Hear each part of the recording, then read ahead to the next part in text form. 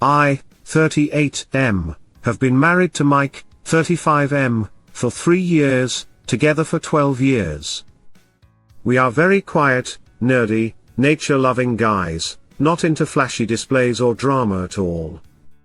It was the tail end of the pandemic, and since the borders were partially open, we decided to road trip to Gibraltar and elope. The pandemic was a great excuse not to invite anyone to our wedding and just do what we wanted. When we told our lesbian friends D, 45F, and Anne, 60F, what we were doing, they decided on the spot that we were going to have a double wedding and immediately started taking over, suggesting a bunch of trashy, expensive things we didn't want. This is the story of how they attempted to ruin our wedding and only ruined theirs. We initially decided that we'd get a rental car together and split it 4 ways, with Mike and Dee splitting the driving.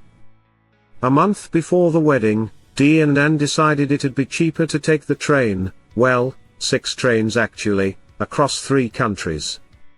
I immediately said no, and it turned out Dee didn't even have her driver's license and had been driving illegally for years.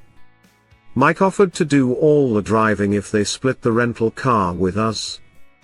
They declined because it was too expensive and took the train instead. Obviously, it went terribly for them. Trains were cancelled, tickets were lost, and they missed out on an entire night in Gibraltar because they were stuck at a random train station in the Spanish countryside. Mike and I had a wonderful road trip and spent a magical night in an Airbnb in Cartagena on the way. Their train tickets cost more than half of the rental car. We initially agreed to get a really fancy Airbnb in Gibraltar with a hot tub and all that stuff. Split 4 ways, we could get something really nice. Well, Anne decided she wanted a real hotel and pulled out of the Airbnb plan. I found a gorgeous little 1-bedroom place for us, with a hot tub and a view of the sea. Dee and Anne forgot to book a real hotel and ended up in a freaking awful place by the port, like a place for merchant sailors to crash while they're in port. It was on a busy roundabout opposite Burger King. There was no bath, no balcony, and it was basic AF. It was more expensive than our lovely place. They got no sleep because of the drunk sailors and traffic noise. They didn't even get any towels provided. The night before the wedding, we met for dinner. They'd barely been in Gibraltar for 2 hours, whereas we'd been relaxing since the day before. At dinner, things were tense, but Dee was really trying.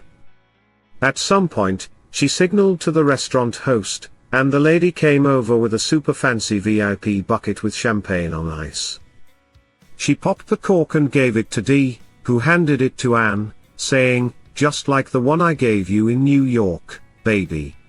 It was clearly supposed to be a romantic moment. Anne refused the cork, and we all smiled nervously to try and smooth things over. The host poured 2 glasses of the champagne and gave the glasses to Dee and Anne. Anne took a sip and immediately spat it out, announcing loudly, "It's corked." We all tried the champagne and told her it was delicious. Mike and I don't really drink, but we know what champagne tastes like. Anne insisted the champagne was corked and loudly announced they wouldn't be paying for it. The host was pissed, and I understood why when she told us it was a £750 bottle. She threatened to call the police, so Dee sheepishly paid for it. Anne sulked the rest of the night. I was so embarrassed, and our whole evening was spoiled. When we got back to our Airbnb to take a bubble bath and eat Jaffa cakes, I told Mike there was no way I was going to allow them to ruin another minute of our trip, but if they wanted to ruin theirs, that wasn't my problem. The actual weddings went off okay, apart from the fact they were still drunk from the night before. The registry office was nice, and I married the man of my dreams.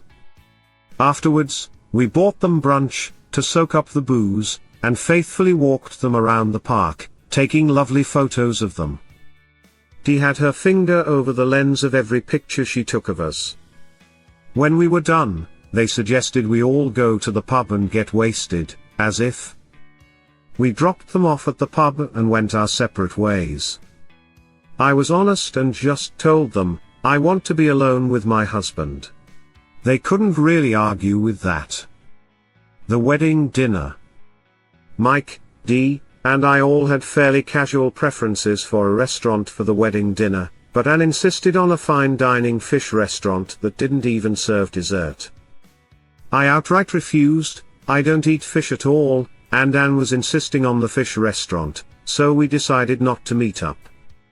Anne also tried to convince us to chip in £200 for a custom wedding cake to get delivered to the restaurant, but we said hell no. Mike and I went to the best steakhouse in Gibraltar. I had a 1.2 kilo steak, and an amazing cheesecake for dessert. We had a lovely time and the wait staff went out of their way to spoil us. Around 8 p.m., they messaged us, "WHRU?" And we ignored the message. As it turned out, Anne forgot to make reservations, and the fish restaurant was fully booked, but they couldn't leave and go somewhere else, because they had to wait for the cake to be delivered. They ended up taking the cake back to their shitty hotel and eating it with their credit cards because they didn't even have cutlery and plates in their room. They got hammered that night on supermarket vodka. Mike and I had the perfect evening. We got a taxi home, smoked weed on our balcony, watched the stars, and kissed for hours. The next day, Mike and I set out for a day of hiking in the UNESCO World Heritage Site National Park. It was the best day ever. Mike got robbed and bitten by a monkey, which was fucking hilarious. We ate a full English breakfast in the Sky restaurant, and explored St. Michael's Cave. Unforgettable memories were made. Dee and Anne fought, decided it was Gibraltar's fault, and spontaneously decided to leave. They booked a beach resort up the coast somewhere in Spain and headed on foot to the train station. The trains were all messed up, they got stranded somewhere in Spain with all their luggage, and it took them 14 hours to get to the resort. They arrived at 11 p.m. and were checking out the next morning. Mike and I spent a few more nights enjoying our honeymoon and then road-tripped home. We stayed in the same little place in Cartagena on the way back, and the hosts threw us a little surprise party. It was magical. Dee and Anne got stranded again on the way home, lost half their luggage, and caught COVID.